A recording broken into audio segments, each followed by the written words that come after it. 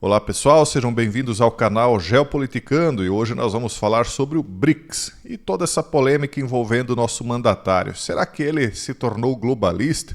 Antes de nós falarmos sobre isso e algumas outras situações a mais envolvendo o BRICS, eu quero mostrar três curiosidades para vocês. A primeira delas é esta aqui, onde Trump atendeu clientes em um drive-thru do McDonald's na Filadélfia.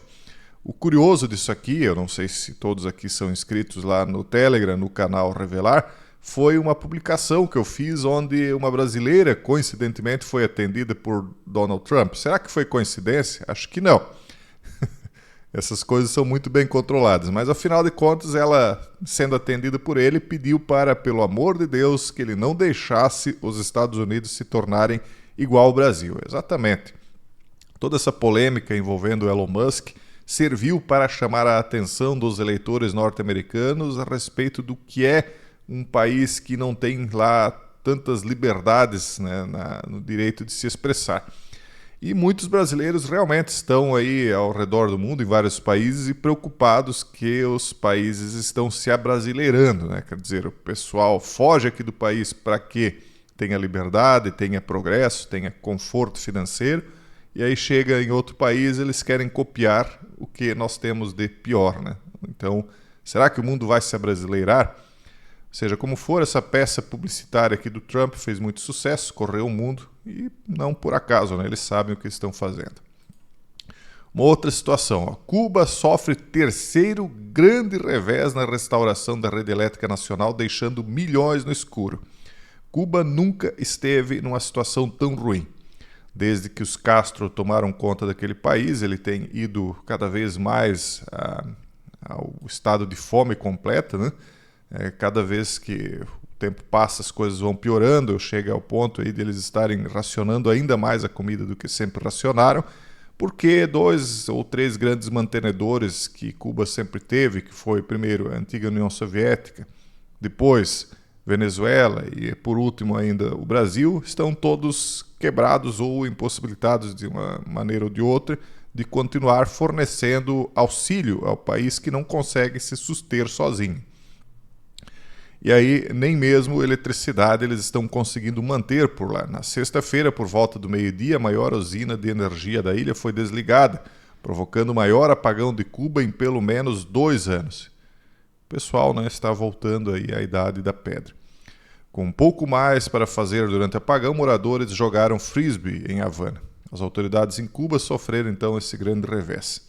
Só que, né, de pouco adianta, porque a população de lá pouco poder tem para que as coisas mudem. Até porque, né, para que você mude algo, para que você fuja de algum tipo de situação, primeiro você tem de reconhecer que está em uma determinada situação que não lhe é agradável.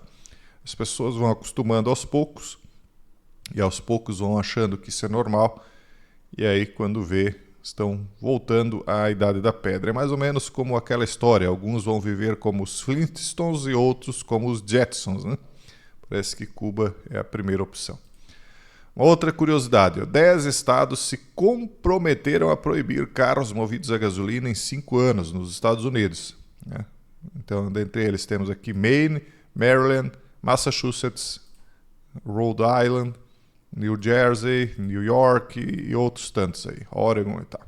Então, 10 estados americanos se comprometeram a proibir carros movidos a gasolina no prazo de 5 anos. Será que eles vão conseguir? O que vocês acham?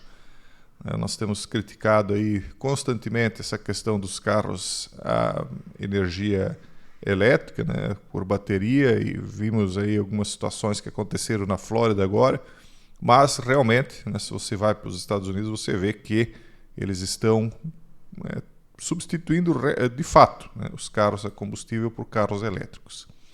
E o BRICS, né, pessoal? A polêmica do BRICS. O que está acontecendo, né, que está envolvendo o Brasil? Por que o presidente brasileiro não foi para lá?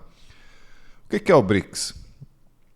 Acho que todo mundo aqui já sabe muito bem. É uma espécie de tentativa de criar uma economia paralela entre o Brasil, Rússia, Índia, China, África do Sul e outros países que foram se agregando depois, né?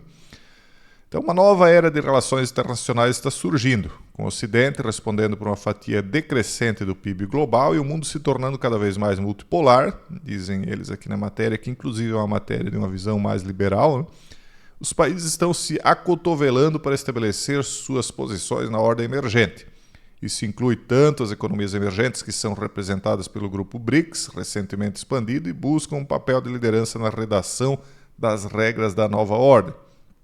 E também, né, tanto eles quanto os países menores, tentando cultivar relacionamentos que possam salvaguardar seus interesses.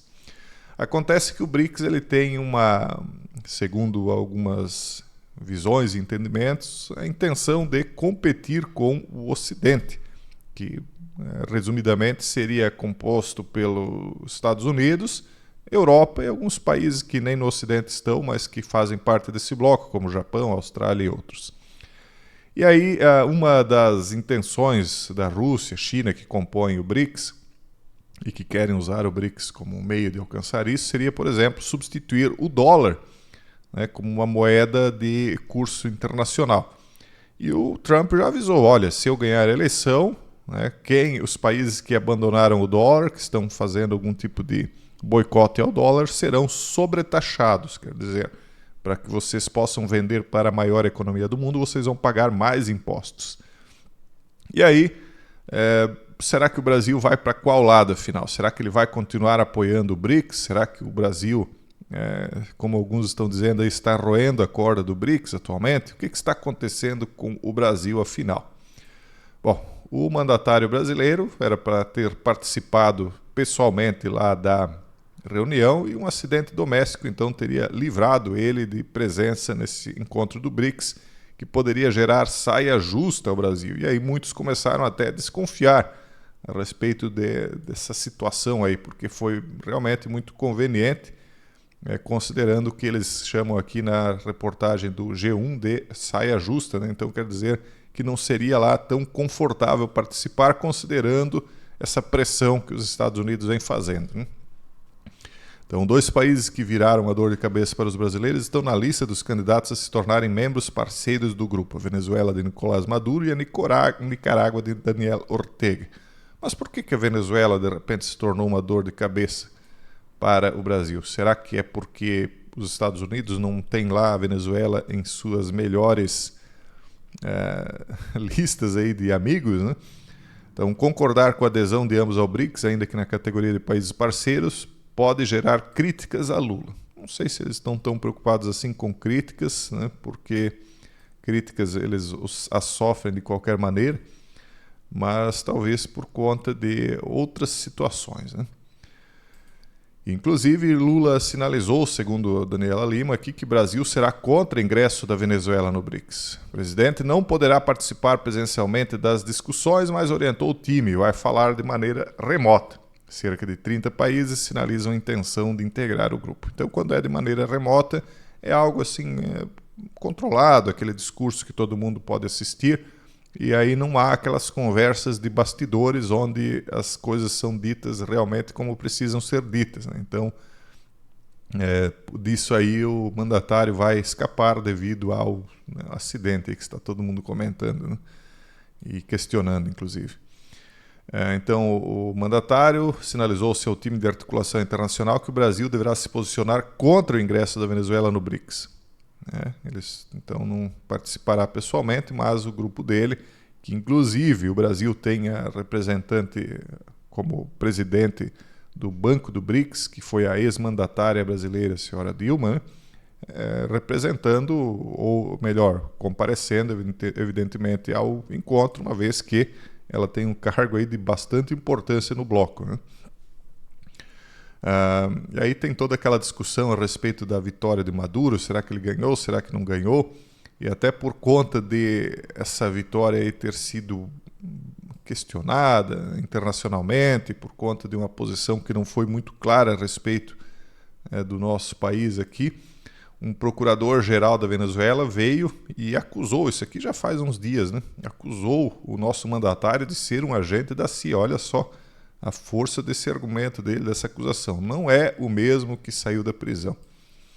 Acho que vocês todos ficaram sabendo que o chefe do Ministério Público venezuelano, Tarek Saab, aliado do presidente Nicolás Maduro, que foi declarado vitorioso nas eleições sob acusação de falta de transparência, disse que, abre aspas, quem é o porta-voz que eles colocam dizendo as coisas mais bárbaras contra o nosso país através dessa chamada esquerda? O senhor Boric, que agora está acompanhado pelo mandatário brasileiro, para mim, ele foi cooptado na prisão. Essa é a minha teoria. Parte dessa chamada esquerda cooptada pela CIA, pelos Estados Unidos na América, agora tem 2 porta-vozes. O mandatário nosso aqui, que não é o mesmo que saiu da prisão, por tudo que acusou agora, não é o mesmo em nada. Nem em seu físico, nem em como ele se expressa. Fecha aspas. Então eles têm essa teoria aí. Será que isso tem a ver com as situações aí que estão envolvendo Venezuela, ausência em reuniões do BRICS? Será que o Brasil, então, ele continua na mesma linha que ele vinha anteriormente? Ou essas situações aí envolvendo a esquerda liberal, globalista, norte-americana, começam a realmente ter algum tipo de efeito que a esquerda brasileira não esperava aqui no Brasil? Tempos difíceis estão se avizinhando. Na verdade, nem tão difíceis quanto mais esclarecedores, reveladores. Muitas coisas que nós dizíamos anos atrás estão vindo às claras aí diante dos olhos de todos, mas alguns vão continuar sem ver até que seja impossível não ver. Pessoal, esse é o vídeo de hoje. Um forte abraço a todos e até o próximo vídeo, se Deus quiser.